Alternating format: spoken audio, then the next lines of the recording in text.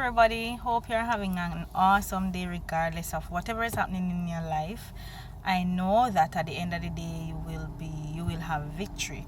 Now there has been a message on my mind from over the weekend, but trust me, it is the start of youth convention, youth week at church. So we had practices the whole of last week, all day at church Sunday, and this week we have bonfire later, movie night tomorrow, penny concert Friday, then the walk run Saturday. So me just jump in quick to do to send out some inspiration or motivation to somebody before me get buried in all of that again.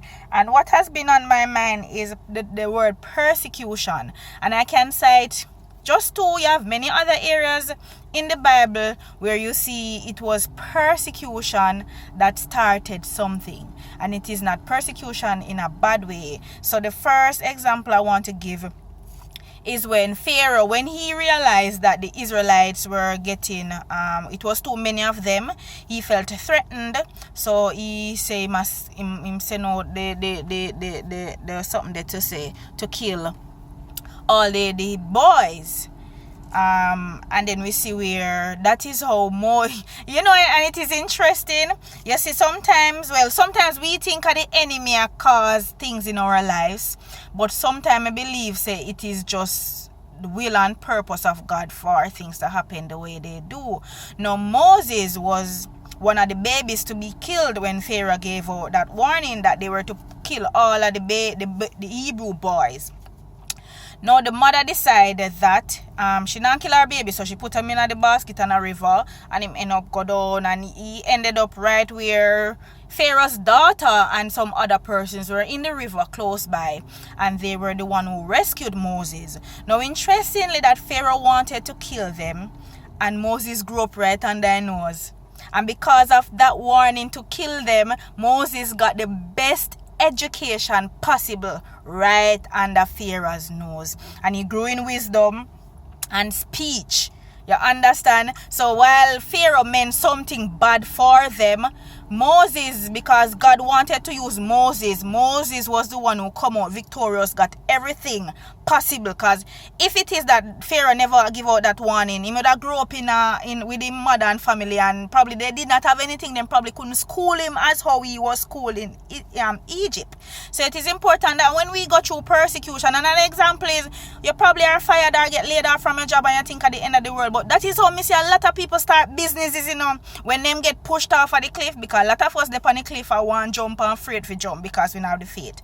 But it is because you probably were fired or you made redundant. So a lot of people start business, So going through them persecution, that is how them rise up out of the ashes. The other example I have was when the persecution started in Jerusalem.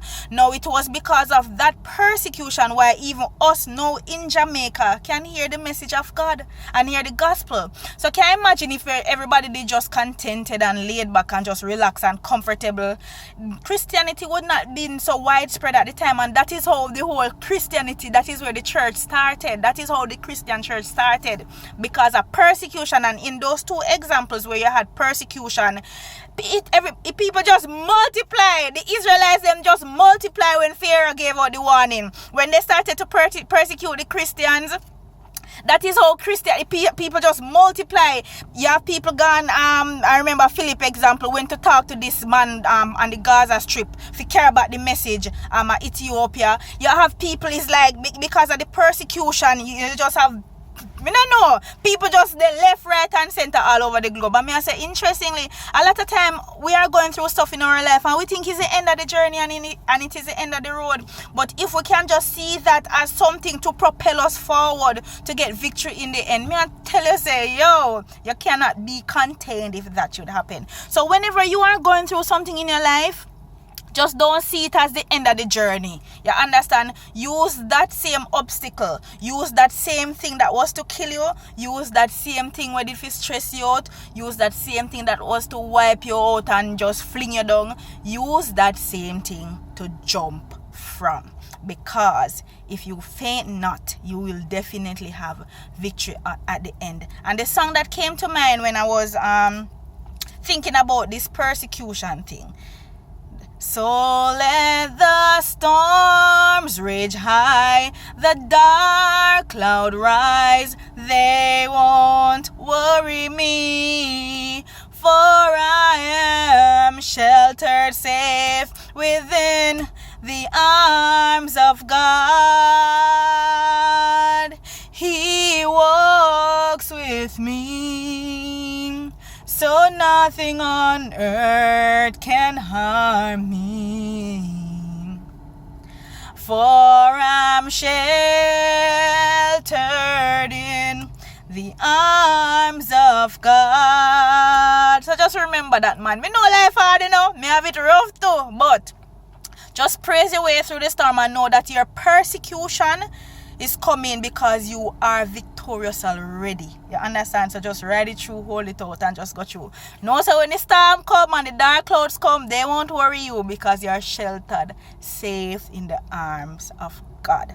Have a blessed day.